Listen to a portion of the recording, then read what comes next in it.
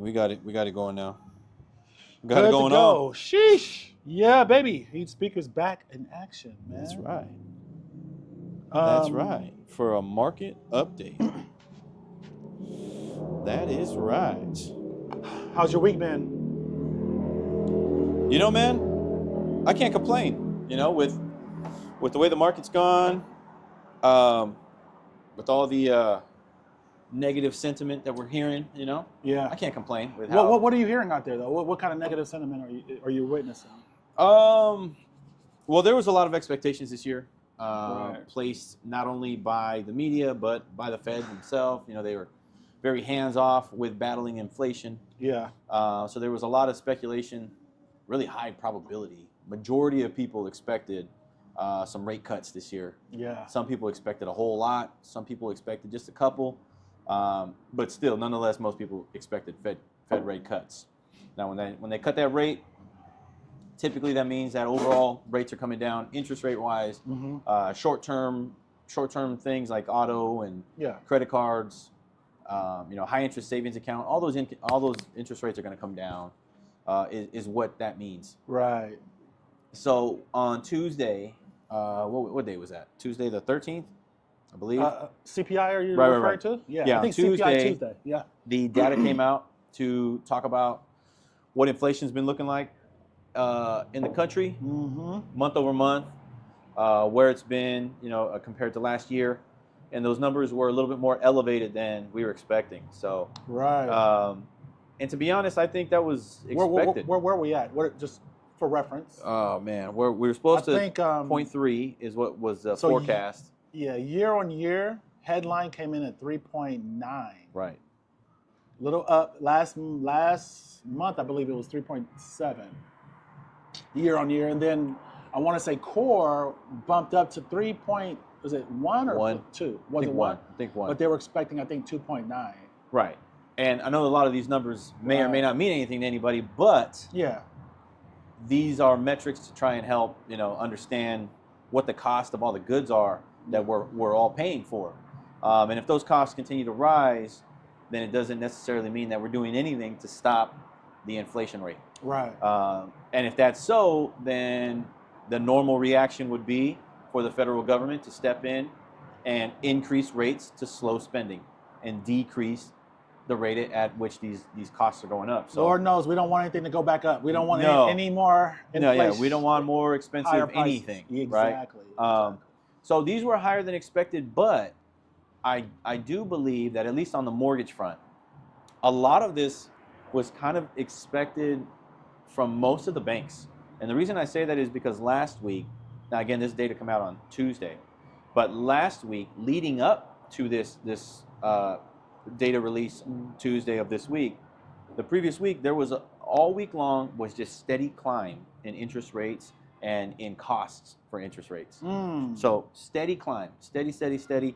And honestly, before Tuesday, there was really no reason to believe or understand why. Yeah. But a lot of the banks were already kind of getting an idea of what this data was going to look like. Got it. So when it actually dropped on Tuesday, believe it or not, there was no change in the There was interest no rates movement, 'cause because they over the past prepared. week, they were slowly incrementing it up. So it was Got priced it. in. Sure. So when that came out, obviously now you're gonna evaluate where the markets are at and where we're at with mortgage rates, and they're going to determine, the market as a whole is going to determine, did we overreact to that? And for the past 3 days after Tuesday, we've seen nothing but steady drops. Steady drop. Great. Steady drops. Great. So great. as much as we lost with that slow increase, we came back and we gained a little bit back by Got these it. rates dropping a little bit. So Yeah. we're still higher than we were at the beginning of this year. But again, it's the overall trend is going to be down.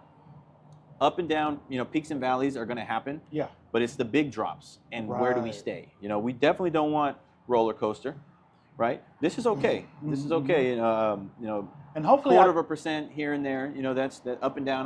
But Yeah. the overall is flat until the next big drop happens, because that's what happened in December, late November, December of last year.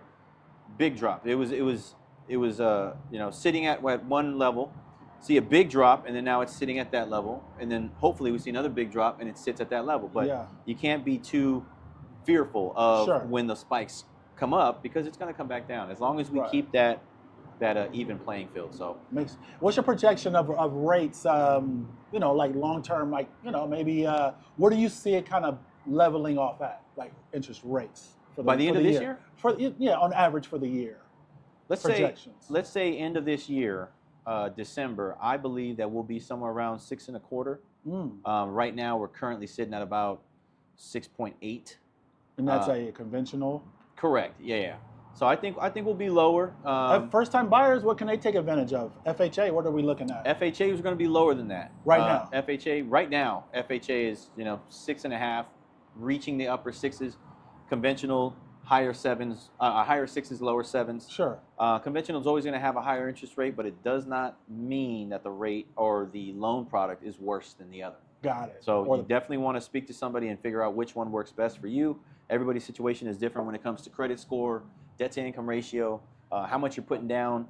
So all of that is going to determine which loan product works for you. But just because you see a lower interest rate on an FHA doesn't necessarily mean that it's a cheaper loan. Gotcha. So there's a lot of fees baked in there, and that's not Mortgage a broker or insurance. bank thing. That's an FHA thing. That's all the way at the top. That's what they charge. And then mortgage insurance, but you're also going to have that on any loan. But FHA, it'll stay for the life of the loan. Conventional, it'll eventually drop off. So there's just different things to evaluate when you're looking at buying a home. But to answer your question, I think we'll be lower sixes by the end of the year. Yeah. Which means that we're going to continue to trend downward, and we may even get a couple more pockets like November, December of last year, where we see a huge drop, and then it kind of levels out. And then we see a huge drop months later, and then it levels out. I think we're going to have a couple more of those this year. Before we see them shoot back up. Yeah, I think at the peak we were a little over 8% last fall. We were. So, and the 10-year Treasury was 5. Right. Right. I mean, and right now it's 4.25, sure, 4.2, something like that, 4.17. So overall trending down. Overall, but, right. Week to week, it's a little weird with the numbers and based on what the jobs reports and inflation reading. But yeah, the good news is and it's interesting because especially early January, mid-January, and you felt it as well. It seemed like a lot of buyers are coming back, a lot of interest, a lot of inquiries. People are loan application, thinking about buying. Rates are lower, and then towards the end of January, I guess rates started fluctuating a little bit, and he started seeing it slow down a little. So yeah, basically, the market is really, really interest rate driven. Yeah, interest rate driven for sure.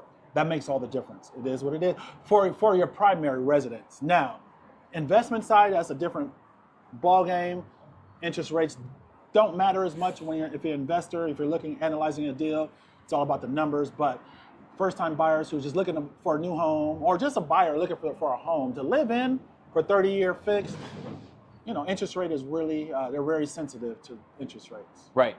Not just the number, not just the interest rate number that you're going to get, but also what it does to your payment. Those two things are what most home buyers for primary homes that they're locked in on. I mean, they are keyed in on what is my rate, what is my payment, and understandable. And understandably, but both of those move together. So as that rate comes down, so does that payment. Right. And when that payment comes down, you can afford more home.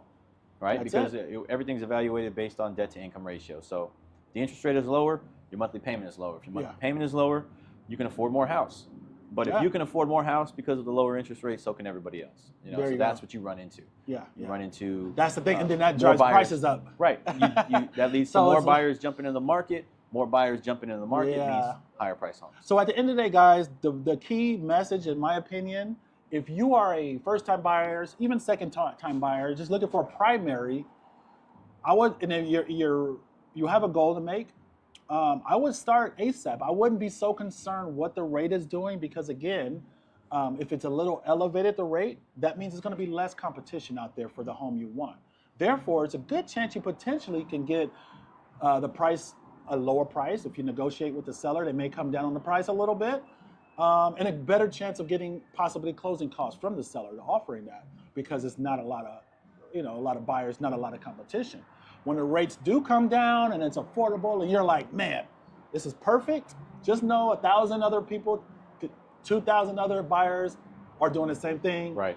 And the house you love, most likely going to be loved by about 5 to 10 other buyers, which Right. is going to be competitive for you, and it's going to drive the price up. So it's like you're going to pay more anyway, even though the rate's lower. So it might just make more sense to, once they're a little elevated, less competition, slide in there and take advantage of that opportunity. Got a good agent, they'll know what to do. They'll know how to negotiate and guide you the right way. So you do get the great deal, the best deal for yourselves. Right. And understand this every market is better for one or the other, for buyers or for sellers. Right. And in this market right now with a downward trajectory, because that is the way that we're looking, is moving downward in the interest rates that we're going to have available, and the overall federal rate that they're, the terminal rate was reached at a certain time, that is going to steadily come down. That's the overall trajectory. Yeah. Which means that throughout this year, there are going to be more opportunities where we see sudden drops versus sudden spikes, okay? Because that is just the overall direction. That's personal opinion, but that's the opinion of many people in economics, period.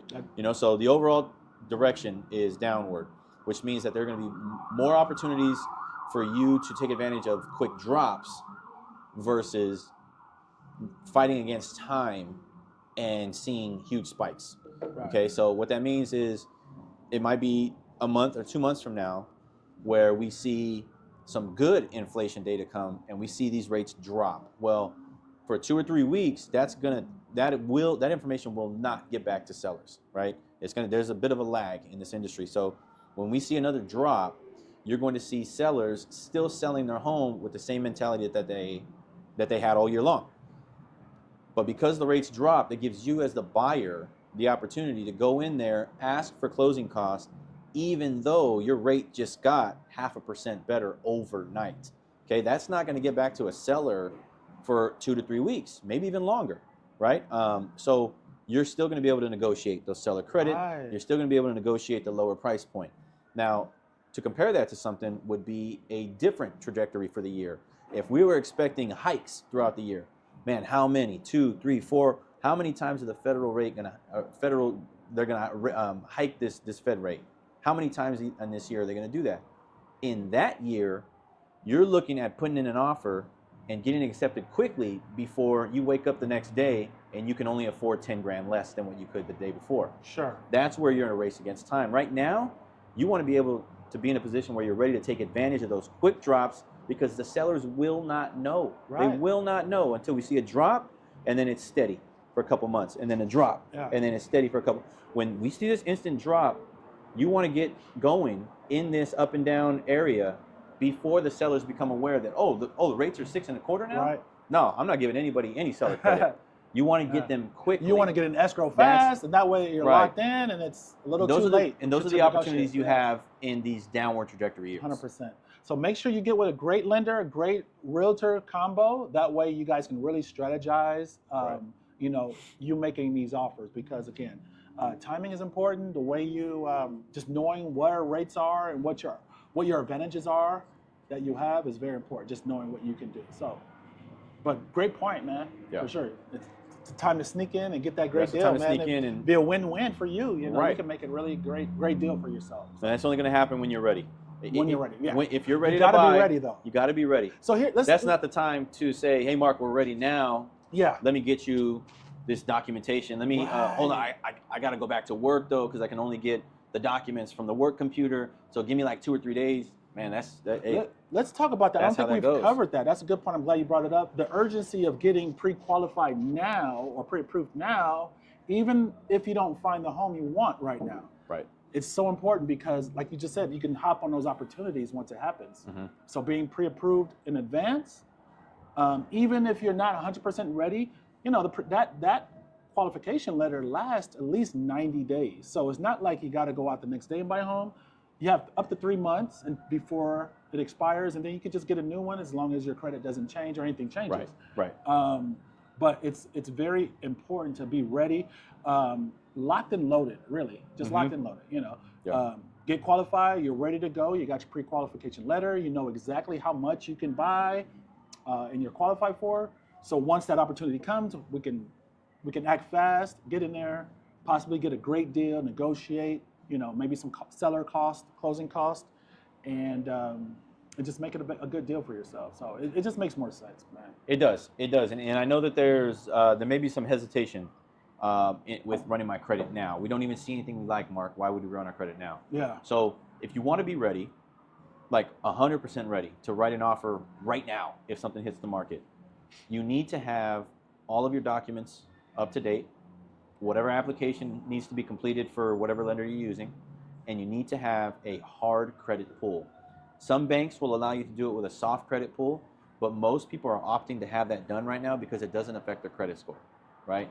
We can get an idea of what their scores are, what debts they have in their name, but it's just a soft pull. There's not a whole lot of detail on it. There's not a whole lot we can do with it. If there's errors or something that you want to combat, or you want to try and decrease a balance of a credit card and then have your score rescored immediately, can't do any of that stuff with a soft credit pull.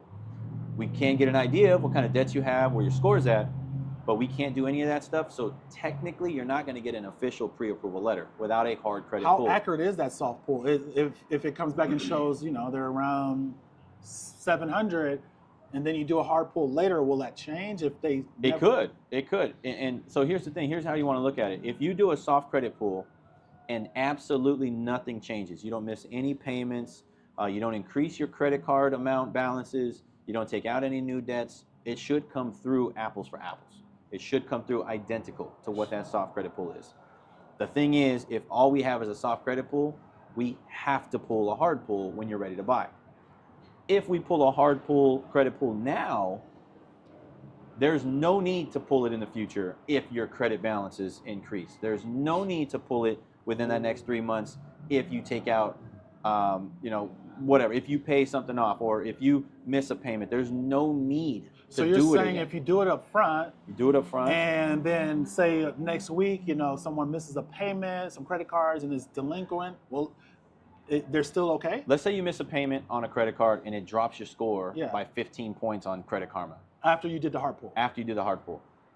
That is not going to be reflected. Wow. And if they do see it in the future, that late payment is not gonna affect you because they're no longer using that score. Now, if you miss a payment on a mortgage, okay, now that's gonna pop up and they're gonna say, hey man, you missed this mortgage payment. Right. But if it's a credit card or a late payment on an auto, there are plenty of times when that will not mess you up. Now, I'm not saying always, I'm not gonna guarantee that.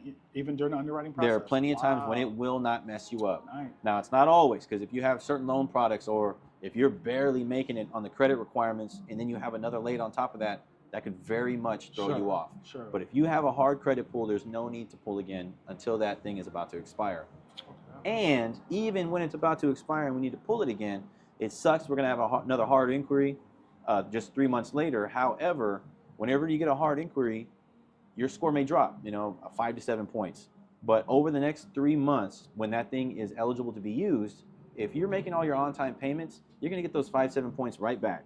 So if you go from 720 down to 713, over the next 3 months, you're going to see that 713 climb right back up to 720, and then you need to redo it, right? Pull another one, back to 713. You make all your payments on time, right back up to 720. So there's no harm. Right. There's no harm in doing it, and what that allows you to be is ready, and that's what you want to be in this market. You want to be ready. Locked and loaded. Yep. Locked and loaded. Ready to go. That's what you want. So. Yeah, that's it, man. And just last point I want to make for why it's important to get pre-qualified first, because a lot of times, time and time again, how many times, buyers are waiting, like, I'm going to wait. Then one day they see the home, the perfect home. They're like, oh man, this is it right here. Then it's a rush and go. Now you got to go through the whole process, and which could take a few days, right? Because you still have to get your paperwork together. The lender has to pre-qualify, has to run all this stuff. And that could take 3-4 days maybe. And a lot of times you come back and that house may be already sold to someone else. It might be too late. So that's another thing. You just don't want to miss your opportunity to strike if it's something you want. So. Yeah. There you go. 100%. Good information. I'm gonna just give some quick information on the market here in Fresno. On the Realtor side, yeah. Since we're in Fresno, Let's hear right? it. Let's go. Let's see what's going on. So this week, let's start with the median list price of homes. Right now, currently in Fresno, 438. 438,000 is the median list price. So that's kind of where we are on average. price per square foot is around $250 per square foot in Fresno.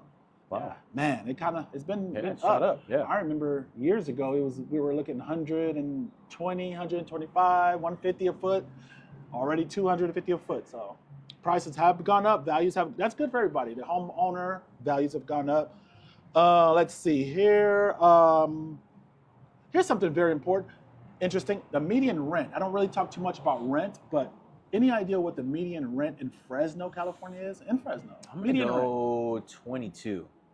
Man, Is that good? You did your homework, huh? Well, $21.95. There it is, You're man. $5 off. $5 off. Yeah, pretty much. Yeah, that kind of surprised me. I was like, wow, it's up there for Fresno, you know. So it's probably gonna make a whole bunch of sense to own a home at this point, you know, because rent is just as high right now. If you have to choose to get a new rental or to rent a new home or buy, definitely try buying first, because if you're in that position, it's going to cost just as much either way. So if it works for you, but let's see what else we got. Let's go over average. Let's go median days on market, about 42 days, so a little over a month. 42 days? 42 days.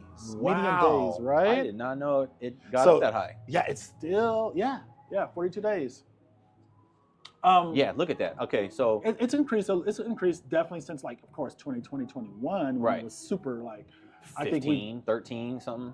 I don't know if it got that low, but I would 20. say somewhere Half around of that. there. Half of it. Right, exactly, about half of it, I would say. So yeah. Okay, so that plays right into it. I mean, if you're ready to go, interest rates drop, sellers are expecting to be on the market for a month, month and a half. Yeah. You come through with an offer and say, I'm ready to buy right now, and it's only been on the market for 10 days. Sellers are more than likely going to jump at that offer because you just got a huge rate cut last night for you. Yeah. You were expecting 6.5, and Sure. now you're getting 6.125. It did great for your monthly payment, but the sellers are still expecting to be on the market for 30 days. Well, also, So that's what I'm talking about. Those drops do not hit the sellers quick enough. There's a little bit more into this data to which I got to dig deeper, because it's the median, and they're taking every sale. You know, it could be the high end, low end. Right. Now, maybe next time we do this report, I'll just focus on, like, the median and lower. You know, that's where the sweet spot is. That's where most of people can afford. I would say between 300 to like 425. Let's call it that. Right? So what you're saying is the more affordable homes move quicker. Exactly, 100%. Right. 100%. So we can't expect a nice vacant, priced well home, you know, around 370 to 400, just be on the market for 42 days. That's not too realistic. Those usually will move a lot faster. So it's case by case, you know, more about the median. But if you take all the homes that were sold, you know, the median is about 42. Again, talking higher end and moderate level and lower end combined, right? Gotcha. So, but yeah, definitely, and that's really what any market, you know, around the median and lower, you're gonna see houses flying off the shelf. If they're nice and priced well and vacant, they'll go within a week or two. They'll have offers for sure. So still good market, guys. Still hot for sellers. Still a good sellers market, especially as rates continue the trend of downward trend. You know. Yeah. One thing I noticed too, and personally, a lot more sellers are coming to the market this year. From the very beginning of the year, unlike last year. You know, last year was very slow. Not many. You know, a lot of sellers were more hesitant last year. Now, sellers are getting a little antsy. I can see it's starting to pick up. So we're up. Last I checked, we're up about 8% nationwide just on active listings, new listings year on year. So it is, and that's going to, of course, be different every market, but nationwide 8%. So, you know, here we're up double digits as far as active listings. So yeah, new listings are climbing for sure. So that's a good thing. That is a good thing. Mm-hmm. Definitely more opportunities for buyers, more options for buyers, I should say. Man, so well, hey man, I guess what else is going on? You know what I want? You got anything else on that you want to cover? No, that's all good information, especially for if you're shopping in the local area. Mm-hmm. That's all good information to know. That way you guys can strategize. You know, what's the next move for me and my family? What's the next conversation look like for, or with my realtor and with my mortgage professional? You know, just that's all good information there. Right. One thing I wanted to kind of discuss really quick too, on switching gears a little bit. Because we're all, we're been in business and entrepreneur and business owners, and a lot of this business in general, I think business overall, right? What makes it one of the characteristics that make a really good business person and respected is your word and keeping your word. Mhm. Like they say, all you have is your word, right? Like, and it's interesting because you run into, whether it's business or just in general, you run into so many. It seems like it's rare, more rare these days, of how many people do what they say what they do, and own it and live up to it. And if for some reason they're not able to, they can acknowledge it and hold themselves accountable, or just take accountability for, like, this is. But I've noticed there are quite a few people in just that will say one thing, and then and I really just witnessed this again last week, and it just made me think about it. I was like, wow, this is just interesting. I personally, I don't know about yourself, but I personally choose to. I mean, I have no hard feelings at all, but I just choose not to do business, with a person that is going to say one thing and they're 100% on it, and then really virtually for no reason it doesn't happen, or they just back out of what they were saying and don't live up to it. Yeah. It just leaves a little bit of bad taste. It's just, I mean, like I said, it is what it is, but I just move on. But how do you feel about that? Like, I really believe that do what you say. If you tell someone you're going to do something, do it. If for some reason things change, you're not able, let them know right away. Give them, it has, make sure you have a valid reason. That's just very important to me in business. I think it just makes you, people respect you more. You're more credible, and I think people will take you more serious, if they know you're going to follow through. Yeah. What No, do you? I agree. And I think I mean, if we're talking specifically business, but I mean, this can apply to life. But if we're talking Right. specifically It could be business, life too. In life, right. yeah. If we're talking specifically business, it might be the difference between you having a career or just a couple of years at it, very important. And I think that something that should be taken note of now, especially if you're looking to find a team to work for you, to help you and your family buy a home, or you're looking to find new business partners to work with, to help other families buy homes. Whatever it is you're looking for, I think that the people who did keep their word and wore their reputation as this is who I am, and I need to follow through on what I said I'm going to do. The ones who have done that are the ones who are still here and doing the business. Yeah.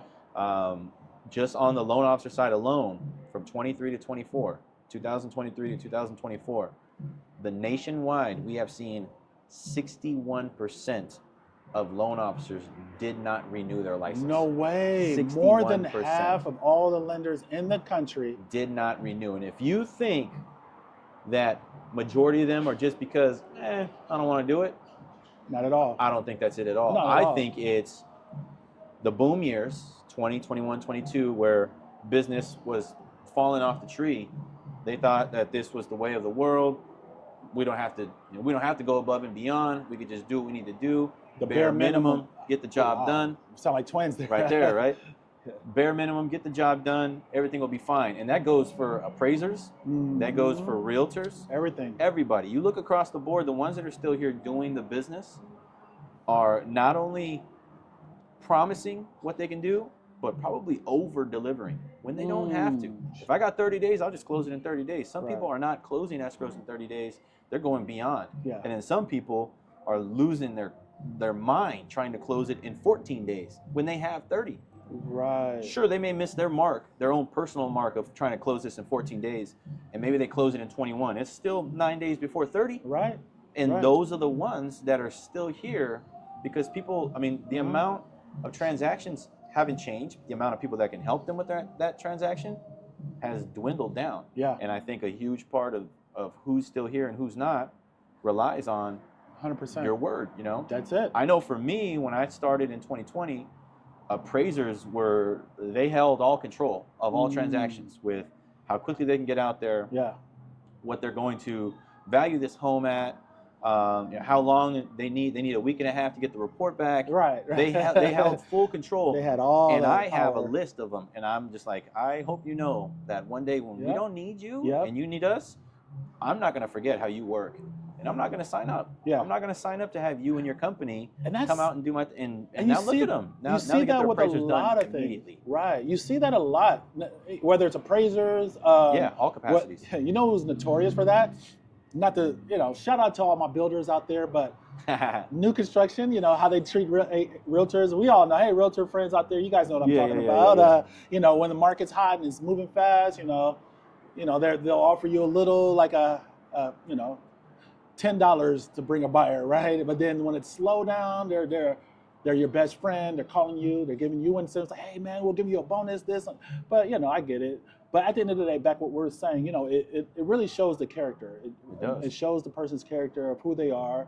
And the interesting thing is in life, this applies business and just real life. Like people show you who they are pretty quickly.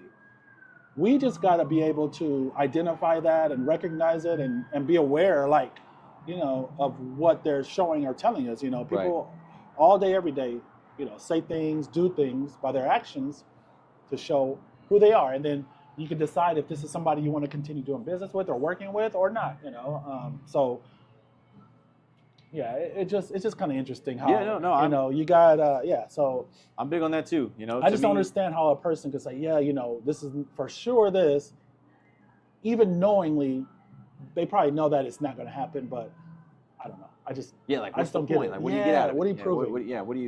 What's the game there? Yeah. So I agree. I think that I think that a lot of people make it very clear. If you pay attention enough, they make it very clear what the cost is for their integrity.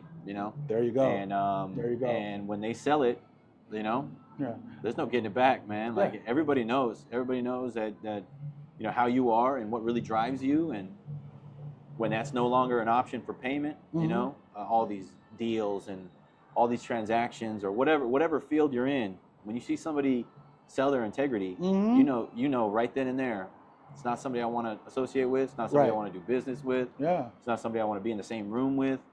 It's very easy to tell if you pay attention. How important you keeping your word is. It's very easy to tell somebody's judgment and their character. And that goes along the lines of accountability too, man. And I just really realized this recently. I was like, man, I want to say a lot of there's. I don't even know the statistic on it, but I want to say maybe 60 to 70% in general of people are not accountable. If that makes sense. See what I mean? Like basically saying accountability is a little rare at times. Like for someone to really own up to their mistakes or to be aware of their actions, and what they're trying to accomplish. I think, or even better yet, a lot of people, and I was guilty of this myself, so I'm just talking from experience, right? Yeah. And it takes sometimes, building yourself and learning who you are and growing as a person and, whatever it is to better yourself. But personal development, right, helps you out. But yeah, I mean, just always, there's always a reason for you not being successful or doing what you set out to do. You see, most people we give it a reason when we're saying, oh well, I didn't work out because of you did this, or I didn't get a chance to do this because they did this, or they didn't do this. And I just know all my life, like I used to live that way, and that really never got you anywhere. No, I hear that anywhere. Yeah. And it's so true and so real. Like you're not fooling anybody. You're not fooling yourself, the universe, God. I mean, it just and nothing gets better that way when you just don't own up to what it is you really want to accomplish and do, and just and there's so many times you can make excuses for yourself. We do this of a reason why we're not able to do something. In reality, we all have the same amount of time, and we all have the same we have opportunity to do what we really want. We all have different obstacles, but there's always ways around those obstacles if we really want to accomplish something. We will make it a priority, because we prioritize a lot of stuff, and a lot of times the priorities we make aren't really beneficial or as important. That's going to help us move forward and gain gain the successes we're looking for, and move forward and grow and do whatever we're trying to get. So I don't know, just some thoughts on that. I don't know how you feel about that. I agree with you, 100%. Yeah. Yeah, it's just It's crazy too. I think there's a couple different levels of accountability, or not being accountable. You know, like not holding yourself accountable. And there are some levels, like the deepest and like most severe levels of just refusing to hold yourself accountable. That when I hear that kind of speech or mindset in somebody, it just makes me really feel like, man, they're just like, they're lost. You know? And they're going to be lost for a while. You know, like there's going to be a lot of things in their life that they're going to blame on others, and it's going to take them years before they reflect inward. And the crazy thing I just thought about is when you do that, if you live a life of just always pushing on somebody else and not being accountable, all that's doing is just prolonging your success or whatever you're trying to accomplish. Whenever you're making these excuses, it just pushes that much longer before you're able to really, and you may never reach what your goal is until you start saying, okay, it's all on me, everything's on me, whatever happens is because of me, so I got to make it work. That's when that mind shift happens, that's when you're on the path to really reaching that success very quickly or soon. But it's when you keep saying other things are the reason, this will be a cycle most likely the rest of your life. It'll be a pattern. And you can probably ask yourself that. And again, I struggled with it for many years in my life, and that's why things weren't changing. It was just always the same because I kept putting the blame of something else as the reason why I couldn't get forward or I couldn't do this. I was always looking for a reason, and it does feel good in the moment, but on the other side of it, it pushes those goals a lot further down the road because you're just putting all these other people as a reason instead of yourself as the reason. Mm-hmm. So that's just a little tip. I mean, hopefully that helps somebody out to just put everything on them and know they're the reason something doesn't work or does work. And the sooner you can get that mindset, the sooner you will accomplish the goal you're trying to go after in general. That's just yeah, I agree. I think, man, if you can just reflect inward and say, you know, yes, I do justify all of the errors I make by blaming other people. And if you can say, yeah, I do often say, yeah, but right there, that's a dead giveaway. If you're talking to somebody and 5 times in that conversation you hear, yeah, but, just understand that they are so far from being where they want to be, and it's their fault. Mm-hmm. But, you know, somebody who does hold themselves accountable, if you hear that from somebody multiple times, you need to take it upon yourself to just be like, yeah, you know what, you're right. I don't understand. I didn't see it that way. Even though you think that they are just full of it, you need to take it upon yourself because you can't get sucked into that. Right. You can't. I mean, there's no helping somebody that if you say it 5 times in one conversation, yeah, but they're done. They are so dead to right in their mind that you're talking to a wall, and there's absolutely no need to keep going from the side that does want to hold yourself accountable. There's absolutely no need to talk to them that kind of people. It's a sign of maturity as well, and it's not the easiest thing to put it all on you, you know, to know you're the reason, but that's the only way you're going to get anywhere, like advance and reach a goal, is just looking back and, you know, and figuring it out. We're all capable of doing it. It's just a matter of making that step. Yeah, some people are just further away from doing it than others, you know that. Yeah, but we're all capable. And pride and ego has a lot to do with it. Yeah. And that's probably the main reason people don't want to admit or recognize or put it on themselves, because, you know, there's too much ego, you know, or pride is like, you know, they don't want to feel like they're wrong or doing anything wrong. It's always somebody else's fault. But again, and here's the most important part of this I want to say is when you say it's other people's fault and you do not take accountability, it's always someone else. Now you're giving everyone else power over your life and your action or what you can do. Think about it. If someone else is responsible for you reaching your goal, you have no control. You gave all the control to other people, right? That's true. Yeah. You know what I mean? Like, because until you take control over yourself and realize, okay, it's all about me, whether I do this or not, if it works or not, it's me. Now you've taken control over your life, and now you're able to control your life and go in the direction you really want to go, full steam. So that's I think the most important part of that is who gets control of your life and you know what you do. And if you're already having thoughts of like understanding that, like, dang, I really don't have control over my temper or over my career or I'm other people are dictating how I'm going to respond. If you're already having thoughts of that, like you're seeing that in yourself, understand that it's not going to be easy to break out of that, but that is the way to go. It is. It is 100%. And trust me, guys, I don't know how struggle many with apologies are going to come out of that, but that is the way to go. You said something very important, bro. I want to touch on that too. Temper and getting angry. That's another thing that we give other people control over our actions, right? If you really think about it, and I'm very guilty, and I'm working hard on it, you know, letting people change your mindset or your mood, right? Basically making you upset. So when someone makes us upset, we really have an option. It's really a choice. Back to accountability. Mm-hmm. Someone could say something or do something, and you choose how to respond. And the way you respond is going to have a result or effect over your body as well, and your well-being. I mean, it gets deeper because when you get upset, you know, your body, your blood races, your heart pounds faster. It puts more stress on your body. It does no good for your body, basically. Right, you know? right. So I think it just takes practice, you know. But if you, and that's more reactionary.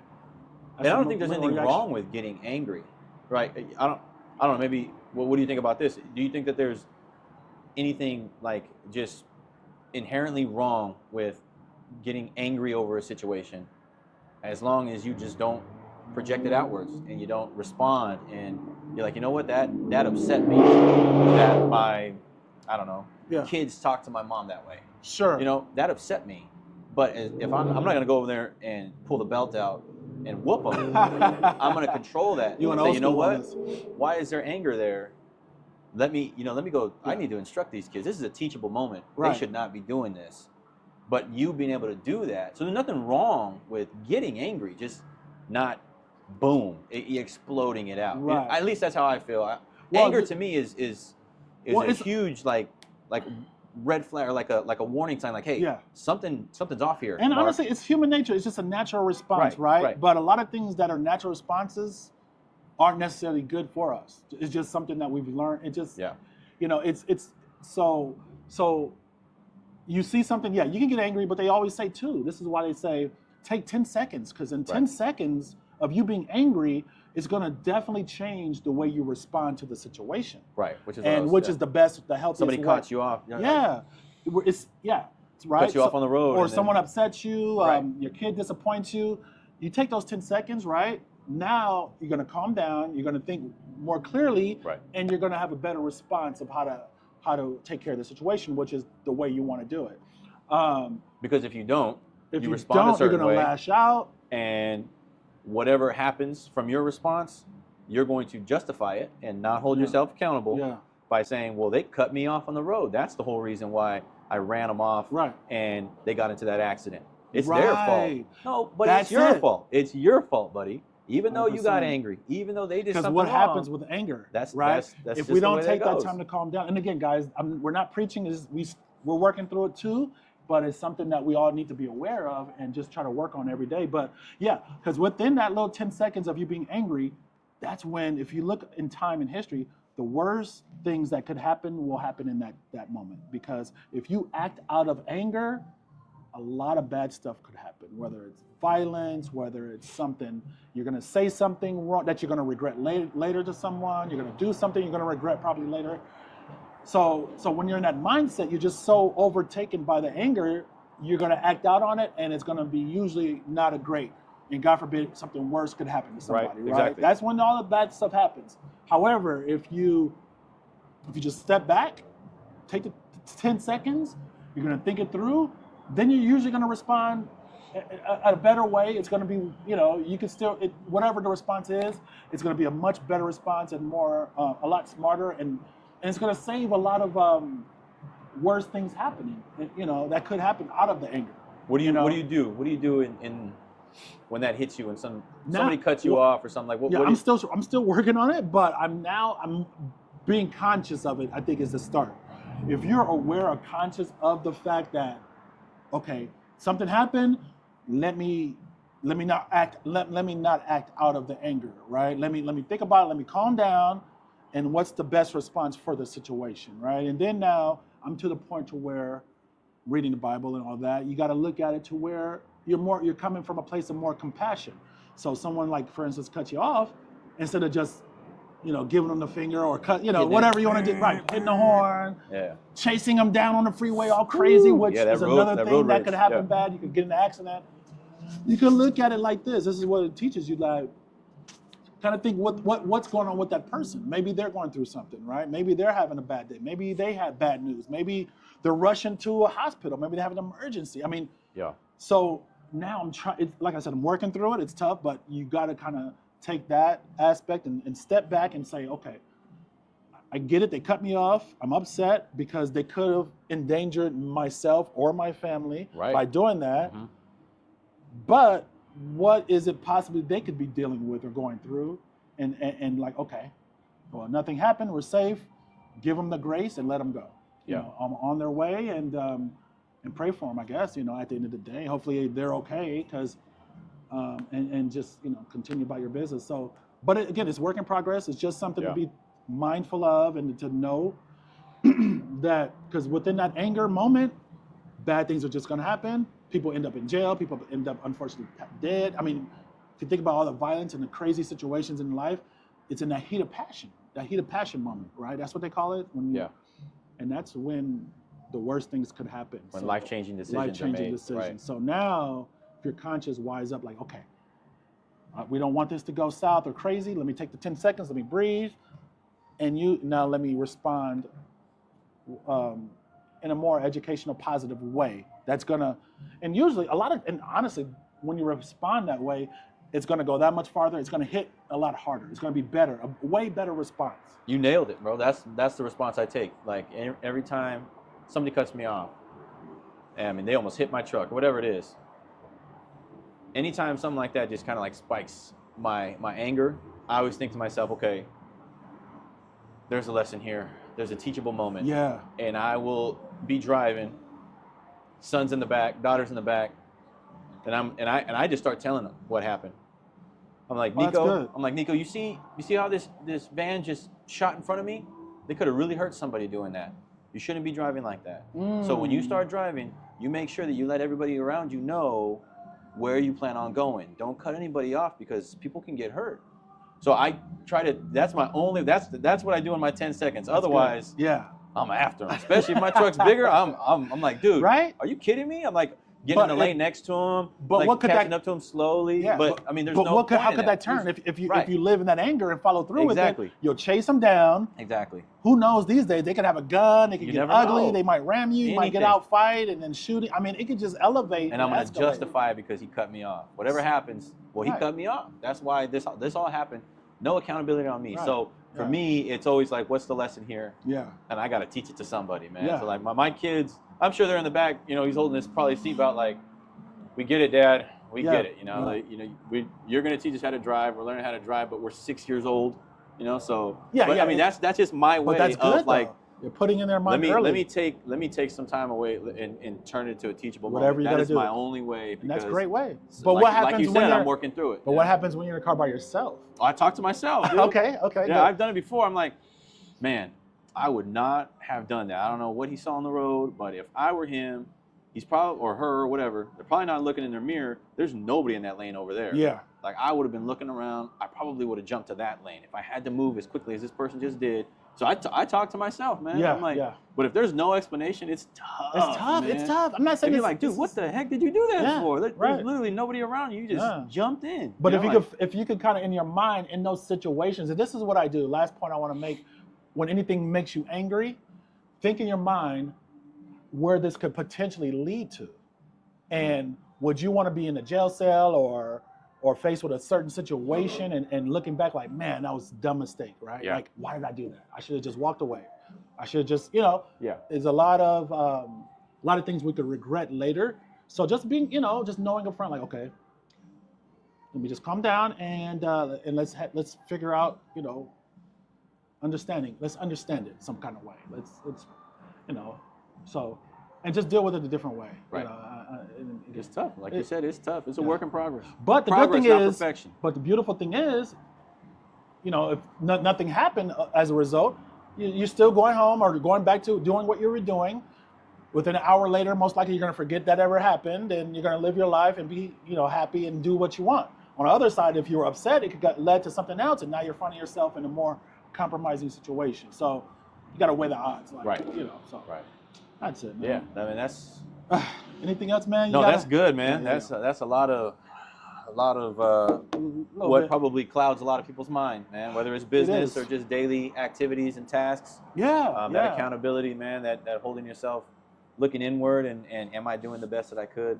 Yeah. That's big, at least on my mind, daily. Yeah, 100%. And we just try to bring anything that we deal with or have dealt with, and to help out anyone, you know, just stuff we've learned on our journey, because we're still learning every day, still reading, learning, educating ourselves just to be a better person and understand this thing we're called life that we all are witnessing, and try to make it the best possible and help others. So that's it, my man. That's it, bro. Cool, man. Got another one down. Thank you for tuning in. Next week, another episode. Heat Speakers, follow us. Later. Late.